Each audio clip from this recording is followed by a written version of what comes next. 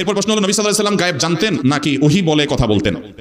ভাইরা আমার, আমাদের নবী করিম সাল্লাল্লাহু আলাইহি ওয়াসাল্লাম ভবিষ্যতে কি হবে না হবে সব কিছু তিনি জানতেন। ভবিষ্যতে কি হবে না হবে তার সব কিছুর ইলম আছে একমাত্র কার কাছে? আল্লাহর কাছে। আল্লাহ তাআলা নিজের পরিচয় দিতে গিয়ে বলেছেন, তোমাদের কাছে আমি আর কি বলবো, আমার হাবিব তো এত বড়, এত মহান জাতে পাক, আমি আমার হাবিবকে গায়েব দিয়ে দিয়েছি। যখন দরকার হয় আমার হাবিব উম্মতকে সেই গায়েব বিলাইতে থাকে। এই গায়েব বিতরণের ক্ষেত্রে আমার হাবিব বিদনী, তিনি কৃপণ না, তিনি কার্পণ্যতা করেন না। যখন দরকার হয় উম্মতকে দিতে থাকে। আল্লাহু আকবার। প্রমাণিত হলো কি?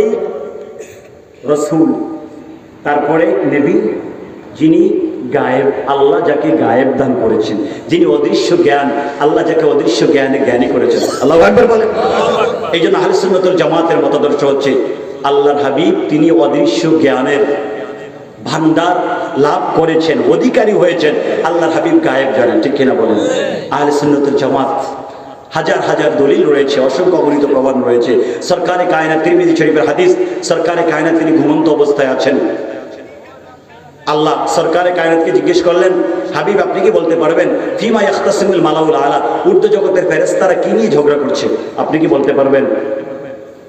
রব্বে কারীম সাথে সাথে আল্লাহর হাবিবের সিনা মুবারকের এই জায়গার মধ্যে আল্লাহর কুদরত থেকে, আল্লাহর কুদরতের একটু তাজাল্লি এখানে দিয়ে দিলেন। এই জায়গায় সরকারে কায়নাত বললেন, ফাওয়াজাতুল বারদা বাইনা সাদিয়াইয়া, আমার এই দুধ মুবারক এবং এই দুই দুধ মুবারকের মাঝে আল্লাহর তাজাল্লি যখন আমি পেয়ে গেলাম, আমার এই পুরো জায়গাটা ঠান্ডা হয়ে গেল। সুবহানাল্লাহ। তো ইয়া রাসূলুল্লাহ কেন ঠান্ডা হয়েছে, এটা দ্বারা আপনি কি বুঝলেন? এই জন্য সরকারে কায়নাত তিরমিজি শরীফের হাদিসে তিনি বললেন, এটা ঠান্ডা হওয়া মানে কি জানো? এই ঠান্ডা মানে আল্লাহর কুদরতি জ্ঞান আমার এই সিনার মধ্যে চলে আসছে। এলমে গায়েব, এলমে যাহির, এলমুশ শাহাদা, আল্লাহর কুল কায়নাতের মধ্যে যত জ্ঞান আছে আমার আল্লাহ আমার সিনার মধ্যে সেই জ্ঞানগুলোকে ঢেলে দিলেন। আর আমি এই জন্য এই সিনাকে ঠান্ডা অনুভব করতে পেরেছি। এই জন্য তিনি বলেছেন, আলিমতু, যখন ঠান্ডা অনুভব করলাম, ফাআলিমতু মা বাইনাস সামাওয়াতি ওয়াল আরদ, আসমান এবং জমিনের মাঝে যত জ্ঞান আছে কিয়ামত পর্যন্ত আসতে থাকবে। এসেছে বাবা আদম থেকে, সৃষ্টির সূচনা থেকে এখন পর্যন্ত কিয়ামত পর্যন্ত আসমান এবং জমিনের মাঝে যত জ্ঞান, সব জ্ঞানগুলো একটা মুহূর্তের মধ্যে আল্লাহ আমাকে দিয়ে দিলেন। শুধু এতটুকু না, না না, আরেকটি রওয়ায়াতের মধ্যে তিনি বলেছেন, ফাআলিমতু ইলমাল আউয়ালিনা ওয়াল আখিরিন, শুনো আদি এবং অন্তের সকল জ্ঞান, শুরুতে শেষে, সৃষ্টির শুরুতে সৃষ্টির শেষে যত জ্ঞান, সব জ্ঞানগুলো আমার আল্লাহ আমার সিনার মধ্যে ঢেলে দিলেন। আল্লাহু আকবার। এখন বলেন বাবা, আমি আপনাকে এই ব্যাপারে কেন ডিটেলস বলছি জানেন? একটু পরে একটা শব্দ আসবে, ওই শব্দ বুঝানোর জন্য। সরকারে কায়নাত বললেন, আদি অন্তের সকল জ্ঞান ঢেলে দেওয়া হলো, আসমান এবং জমিনের মাঝে যত জ্ঞান, সব জ্ঞান আল্লাহ আমার সিনার মধ্যে ঢেলে দিলেন। এই জন্য আমি হচ্ছি তোমাদের মাঝে আ'লামুল আউয়ালিনা ওয়াল আখিরিন। সরকার বলছে, শুনো, আউয়াল এবং আখির, আদি এবং অন্তে যত জ্ঞানী, মহাজ্ঞানী, বিজ্ঞানী, মহাবিজ্ঞানী এসেছে, কিয়ামত পর্যন্ত আসবে, সবার মাথার উপরে আমার কদম মোবারককে আমার আল্লাহ রেখে দিয়ে তিনি প্রমাণ করেছেন, আমি নবী মুহাম্মদুর রাসূলুল্লাহ সাল্লাল্লাহু আলাইহি ওয়াসাল্লাম হচ্ছি সবচেয়ে বড় জ্ঞানী। সৃষ্টি জগতে আমার চেয়ে বড় জ্ঞানী আল্লাহ আর কাউকে সৃষ্টি করেন না। আল্লাহ।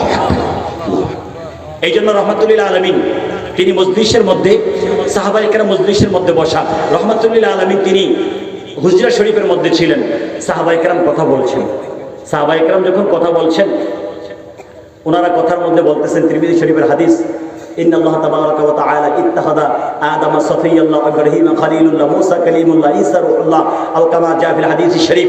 ওনারা আলোচনা করতেছেন সাহাবায়ে কেরাম যে আল্লাহ আদম আলাইহিস সালামকে সফিউল্লাহ বানালেন, মনোনীত করে নিলেন, ইব্রাহিম খলিল আলাইহিস সালামকে খলিলুল্লাহ বানালেন, বন্ধু বানালেন, ঈসা আলাইহিস সালামকে রূহুল্লাহ বানালেন, মুসা আলাইহিস সালামকে কালিমুল্লাহ বানালেন।